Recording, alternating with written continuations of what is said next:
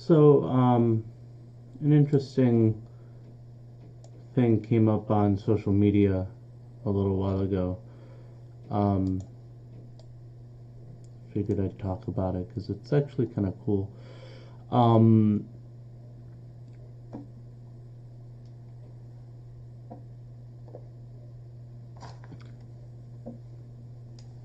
Looking at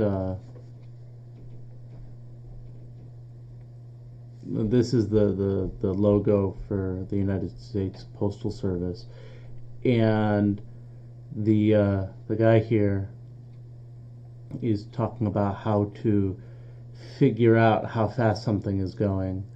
Um, it turns out that when you go faster than the speed of sound, um, you make a little.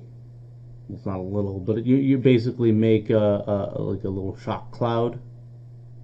That's what this picture is sort of demonstrating. You've got the eagle, and then this white surrounding area is sort of I don't know if it's steam or smoke or whatever it is, but you make a little cloud because of the friction of how fast you're going hits the air and it does stuff. But the angle of the way that the cloud goes actually makes a difference in terms of how fast you're going. So that is to say, if you know what the angle is, you can actually figure out what your Mach speed is in terms of. So, first of all, what is Mach speed? Um, Mach speed, usually labeled m, is how fast you're going divided by the speed of sound. Let's see if I can.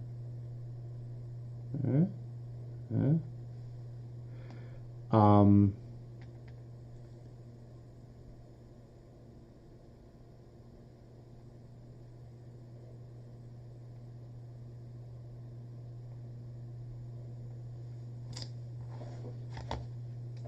could help if I write with it straight up. That would help.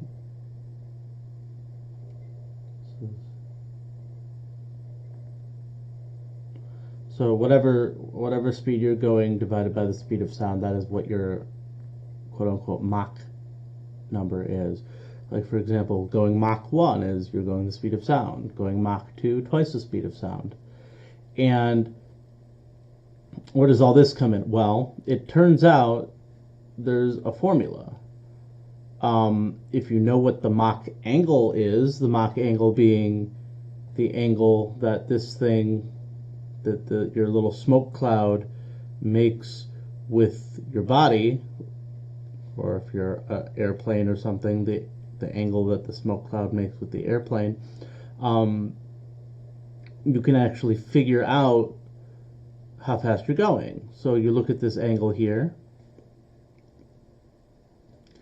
and you say, all right, well, what he did, and you'll have to forgive me, let me make it a little bit bigger so it's easier to see.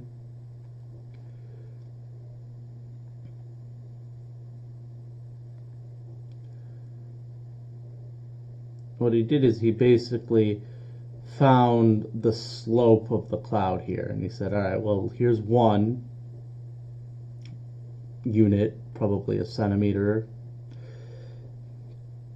Then he measured the corresponding run. Here's the rise is 1, the run is 4.83.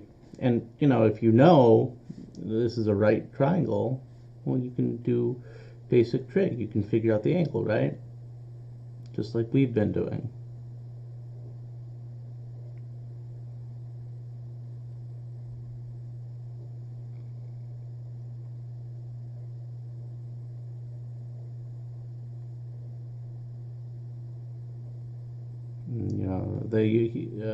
He uses alpha here, but it doesn't matter what the letter you use to find the angle is. We normally use x. So we look, here's the opposite, here's the adjacent. So we know the tangent of the angle equals opposite over adjacent.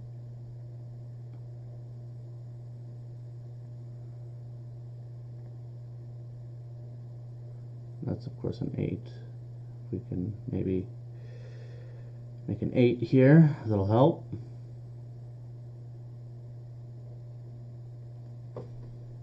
Why this is having so much trouble today. So anyway, you go through, and that's where this line here comes. You make your right triangle, and then you find that opposite over adjacent, so it's tangent. Then you're trying to find the angle, so you take the inverse tangent and find the angle is 11.7 degrees. You know, and you can verify that that's true if you plug it into the calculator.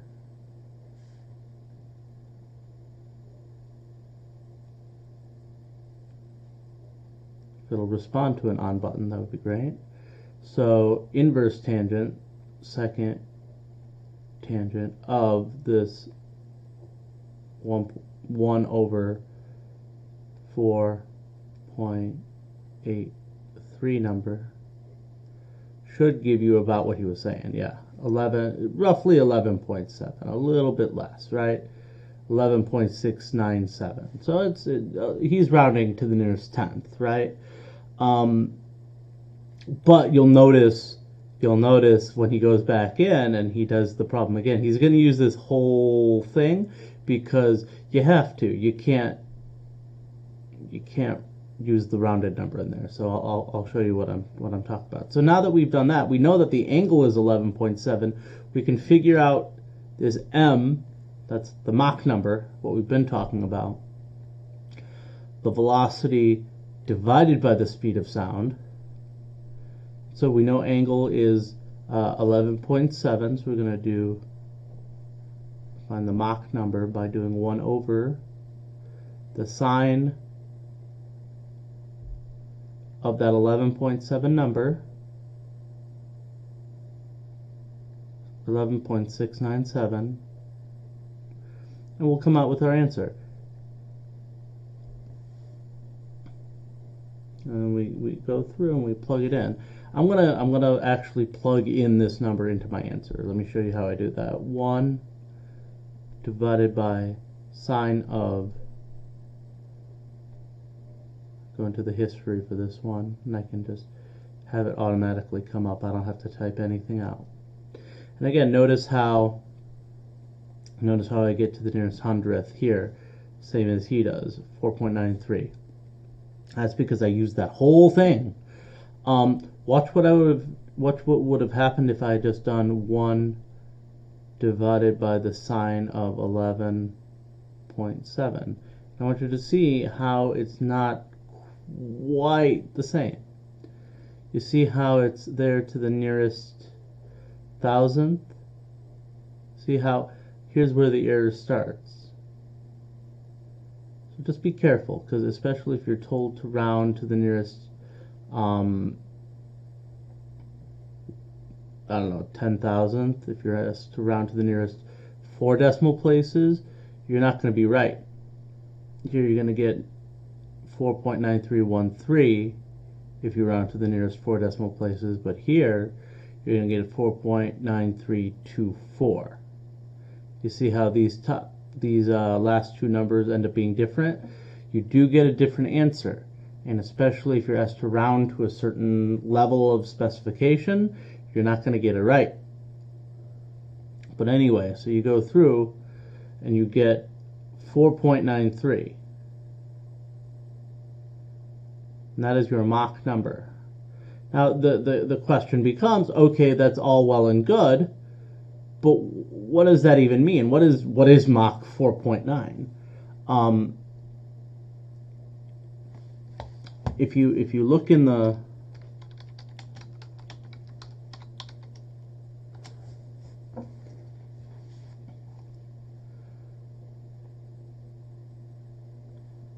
if you look in the I want it in miles per hour, but you're not going to give it to me because SI units are better.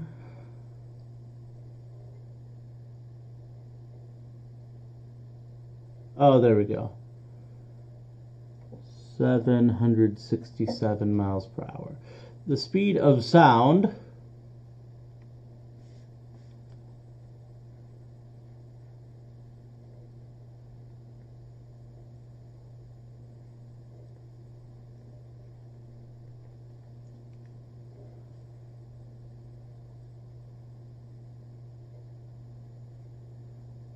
I don't know why this is having so much trouble.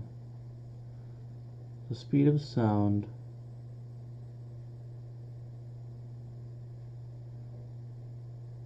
767 miles per hour. And since the speed of sound is 767 miles per hour, and our Mach number is our speed, I'll make that V for velocity, divided by the speed of sound. So we are going, I can click on the thing, we are going Mach, I'm going to use the most accurate one, Mach 4.932433477. That means that we're doing that amount times the speed of sound.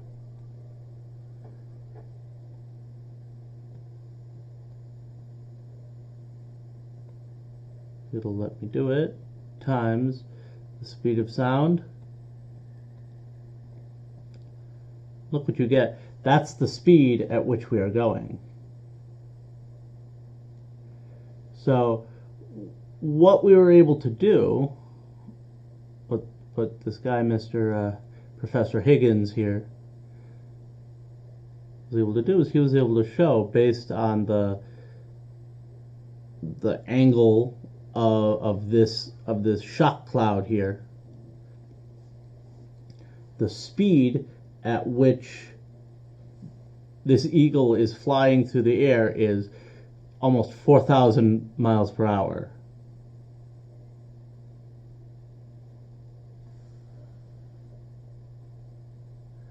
Three 3,783, and I'll round to the nearest hundredth here.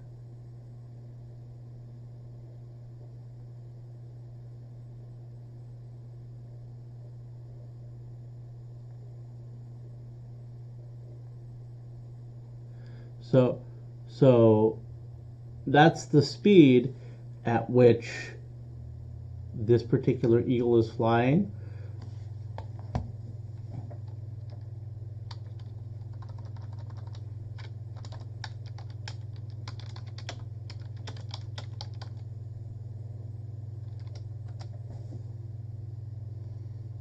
A bald eagle, which is, America's animal thing,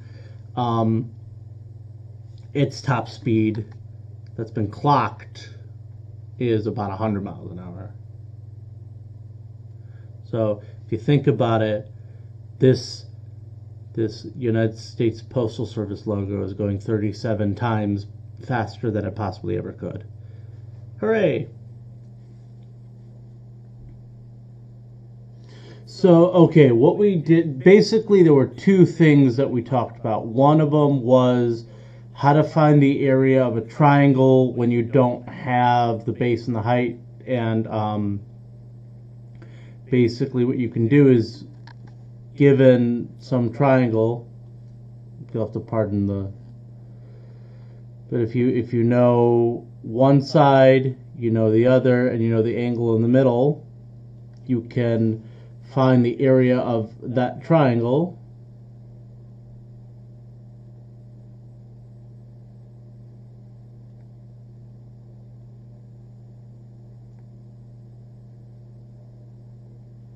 With this formula, this 1/2 AB sine x. So if you know what A is, you know what B is, and you know what the angle in between them, x, is, you can plug them into this formula. That'll give you the area of this triangle every time.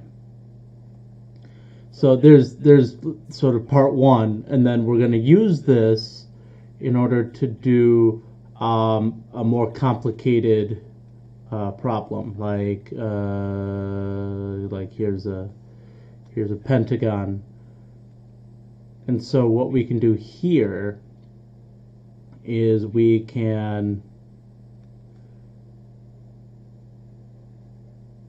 cut these pentagons into triangles. And once we have it cut into triangles like this, what we can do is we can basically use the 1/2 AB sine theta to find the area of one triangle, and then times 5, right? So basically what it boils down to from here is just find this angle, which is easy because you know that all around here is 360 and there's 5 pieces, so each of these angles is going to be 72.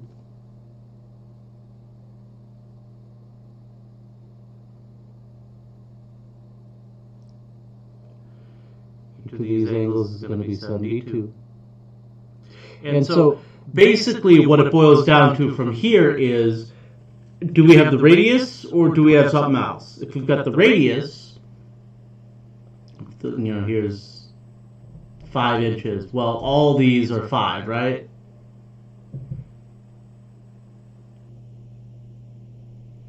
It doesn't have to be 5 inches. It can be however big you want the radius to be, if they give it to you that way.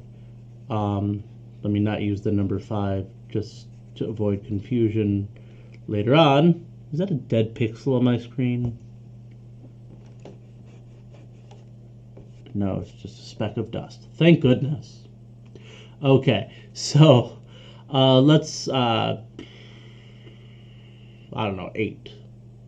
Let's go with the number 8. So since this radius is 8 inches, if all these are 8 inches, then I can just go ahead and find the area of this triangle here by doing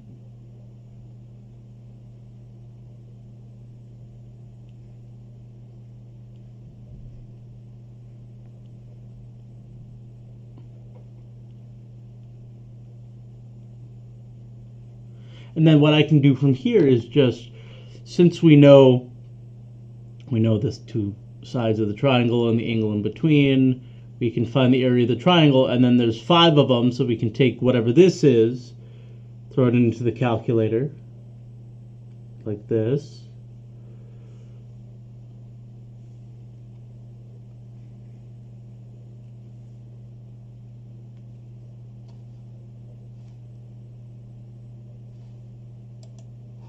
Get rid of you. There we go. Okay, so we can throw this into the calculator. 1/2 times 8 times 8 times the sine of 72.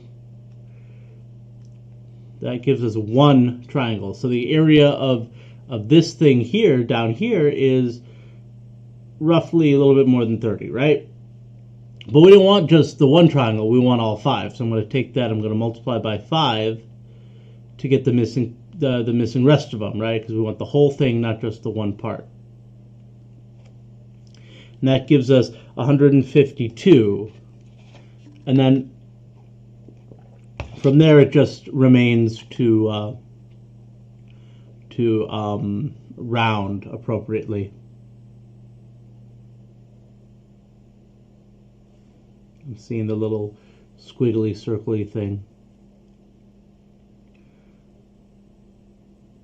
Seeing the little squiggly, circly thing. Hold on a minute. Hopefully this all went through. But so, to review, just in case it didn't, once we go through here, this is 1 triangle.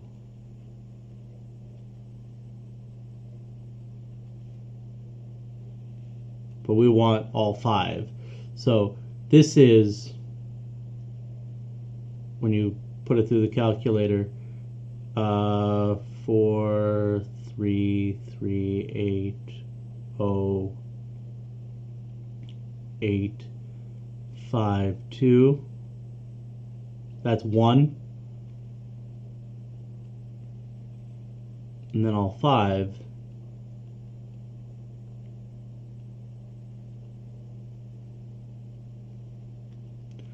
We just take this number, multiply it by 5, and we get 169.1690426, and then that's in inches squared. And then the only other thing that I could ask of you is to figure out the radius if I don't give it to you. In which case I'll give you something else. Like, for example, let me duplicate this page so I can erase. Get rid of you. See, the whole thing about this is, if they don't give you the radius, you have to find the radius. Let's say instead of me telling you this, I'll tell you this down here is, I don't know, 7 feet.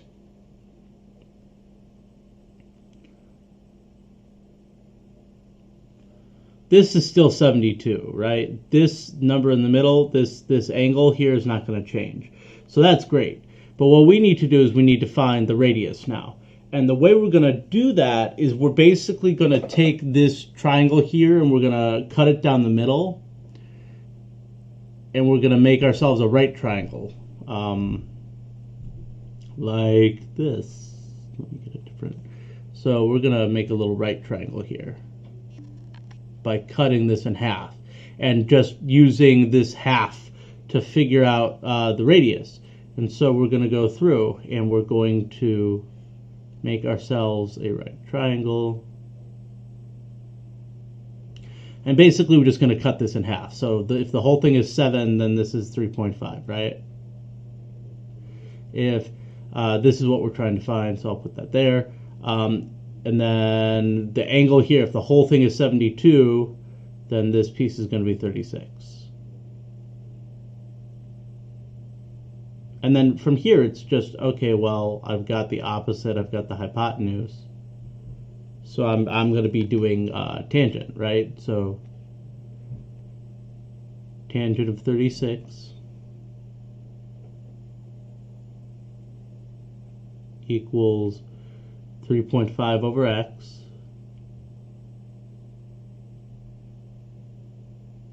And then from here, it's basically solve for x, get the radius, and then plug that in just like you did the 8 that was the radius before.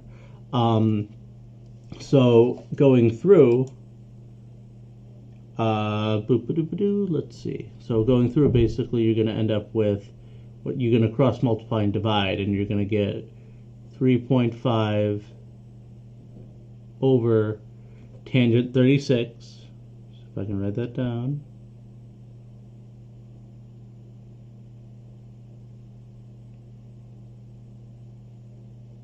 And then from here, it's literally just get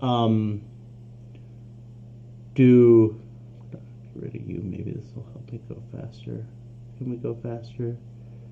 That would be nice if I wasn't lagging so badly.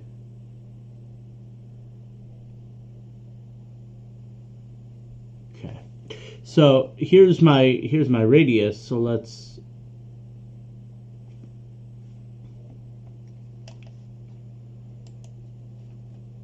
bring this up here, and I can calculate what that is. It's going to be an ugly number, but that's okay.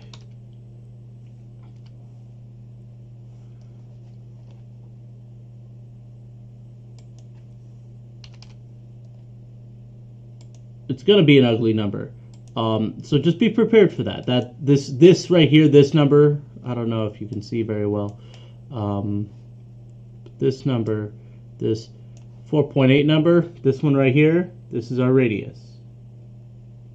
And so from here, it's just a matter of using this as our radius instead of what we had last time. Normally when you have the radius, it's going to be a nice number. You can just plug it in like this. But here, it's going to be just the same thing, just instead of it being a nice number, it's an ugly number. So from here, it's just a matter of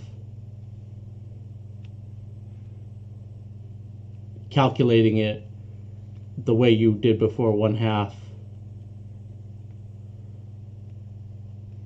AB sine X.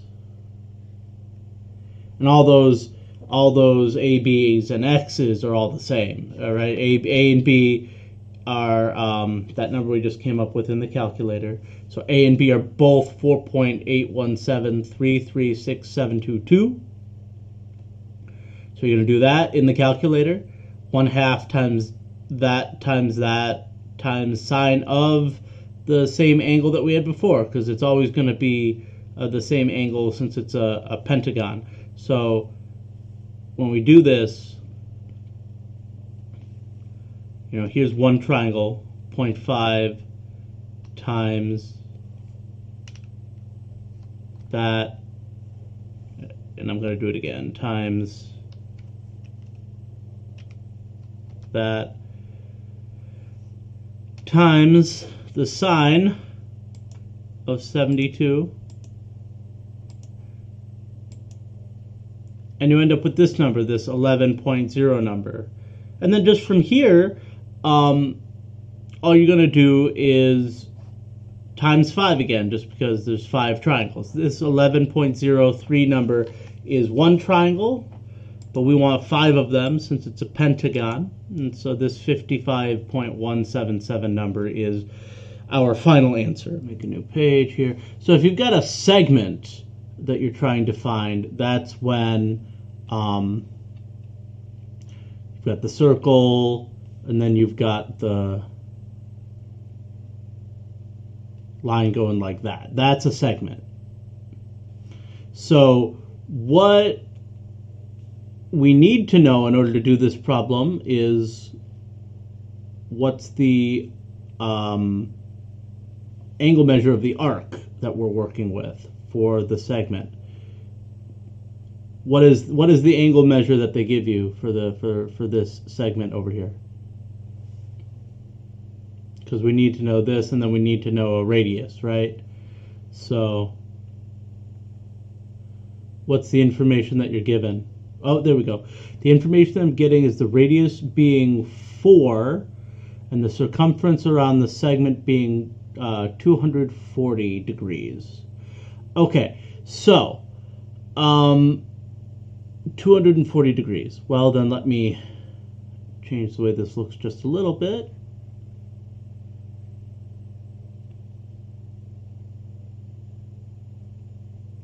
$240 degrees is going to be more like,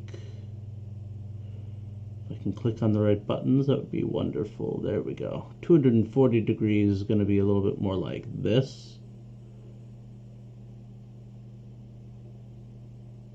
And we actually want this piece. Not the whole thing. That's silly. We want this piece, right? The bigger segment. So the thing that I posted on the video that's up on the YouTube channel is that you can actually use the same formula regardless of whether it's the big piece or the small piece. I personally don't like having to remember, if I have to remember 2 different formulas, I'd rather remember just one. Yes, it would. The segment, so the segment length on this side would be 120. But what you can do is this. You can, the non-shaded area is, my bad. So let me fix that then. So the non-shaded area is the 240. They give you 240, but they actually want the 120.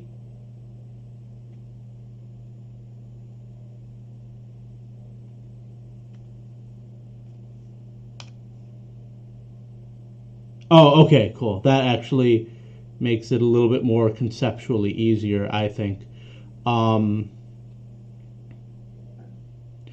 the great thing about this is that with the way that the calculations come out, even if it was the 240, your process doesn't have to change even remotely. You can just sort of blindly go through and do it the same way regardless of which piece we're actually doing. So this is 4. So now, basically, the idea is that this piece is the sector minus the triangle, right?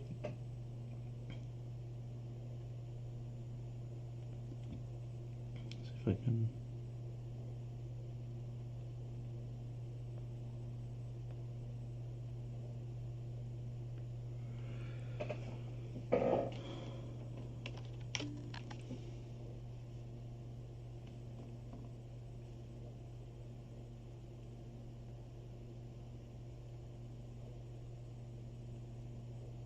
So from here, all we have to do is do the sector formula.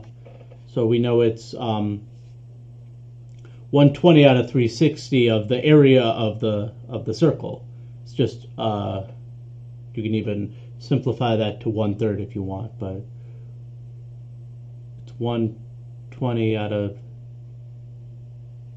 360 pi r squared, right? Because it's the whole circle, but it's just 1/3 of it. That's the whole thing, and then we're going to subtract this triangle part here, which is what I was just talking about with Mihai. 1/2 times AB times the sine of the angle, so 1/2 times 4 times 4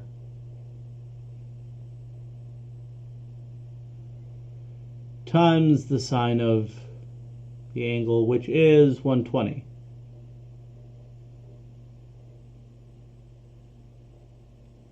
Now this r we know is 4, so we can replace that. Let's get rid of that r. Put a 4. So really, from here, this is the answer. You just have to put it in the calculator. So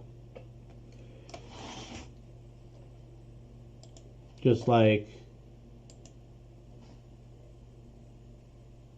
move you over here. We're just going to literally type this in as we see it now. The 120 over 360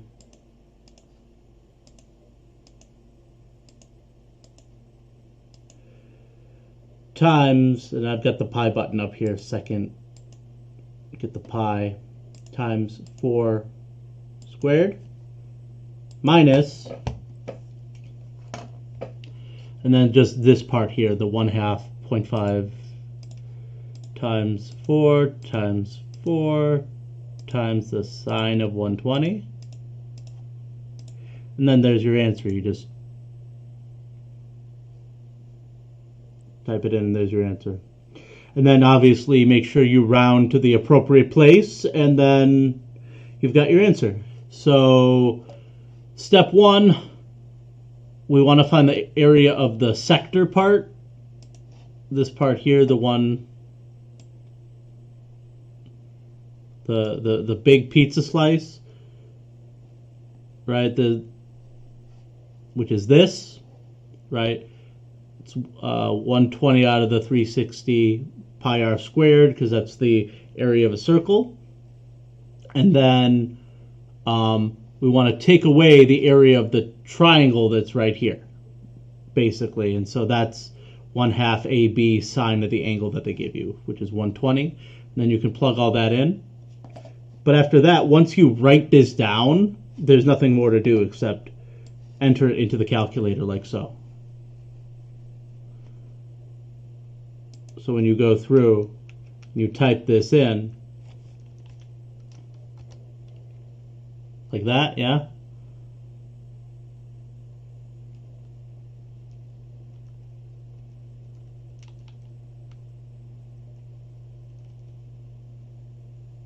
And then you just get your answer. Can I do a problem like this? Find the area of a regular 18 gon with a radius of 7 millimeters. Okay, got you, Nikaya. So the first thing is, it doesn't really matter what the thing looks like. You don't have to draw a picture. Like, I know I've been drawing pictures for these because it's easy to see, but with the ones where it's like 18 sides, it's kind of hard to see, right? So what you want to do is just remember, we're basically boiling everything down to a triangle. You know, we're going through and we're saying, here's that triangle. There's going to be 18 of them, right? Because you're talking about an 18 gon, an 18-sided figure, and when you slice it all up, you're going to make 18 triangles. So once you figure out what this one is, then it's just times 18. Okay, so okay. Here we've got an 8 gon, an octagon, 8 sides, right? So when we are trying to figure out what the area of this thing is, we're just slicing this up into triangles like this.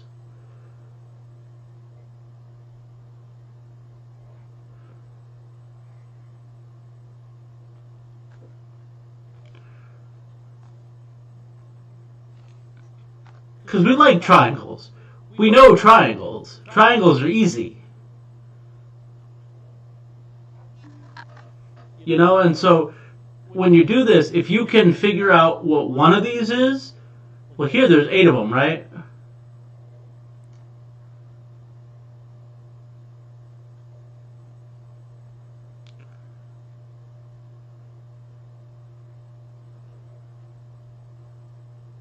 So if you can figure out one, you can just times 8 and then you're good, right?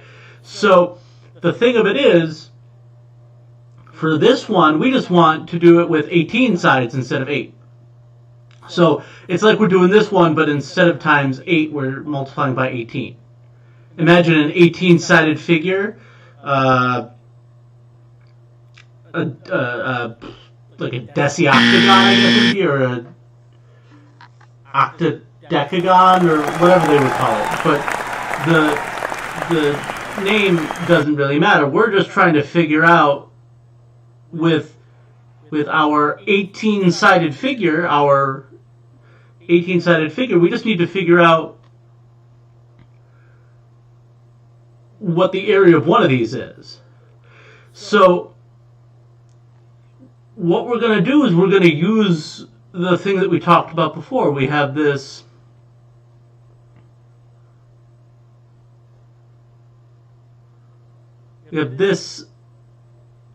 right here, right? And so for an 8-sided figure, an 8 gon, all we have to do to figure out what the angle here in the middle is, what x is down here, is to take the whole thing, 360, and divide it by 8.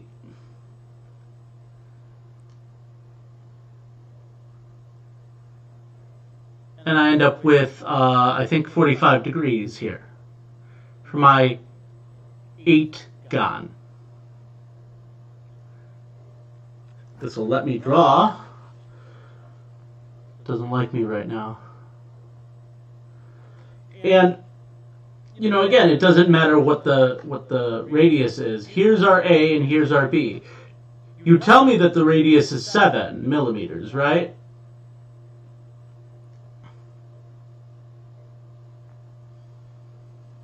Well, that's both of these. And then the thing of it is, well, here's my A, here's my B, here's my X. I can plug them in here and figure out what I need to find out. So for this octagon, with a radius of 7, for this octagon, I would just, let me pull up Mr. Calculator here. First thing I can do is I can say, well, okay, well, I got my 1/2. Here's my A. Here's my B.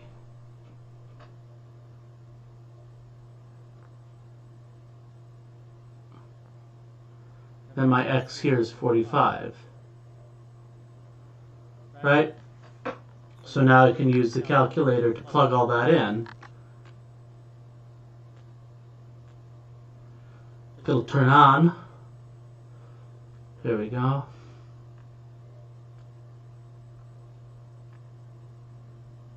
I just put it right in the calculator. So right here, this number right here, this 17.3 whatever number, this here, this is one triangle.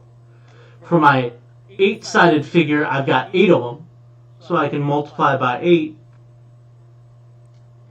Maybe it'll let me. I can just times 8. And then this is the area of my whole octagon, of my whole 8-sided figure. Now, there's going to be a slightly small difference between what I just did and what you're about to do with your 18gon. And that is, you're going to have, instead of 8 triangles, you're going to have 18 of them. Which means you're no longer going to do 360 divided by 8. Right? You're going to do 360 divided by 18. And you're no longer going to take this number and multiply it by 8. You're going to take this number and multiply it by 18. But it's the exact same problem, right?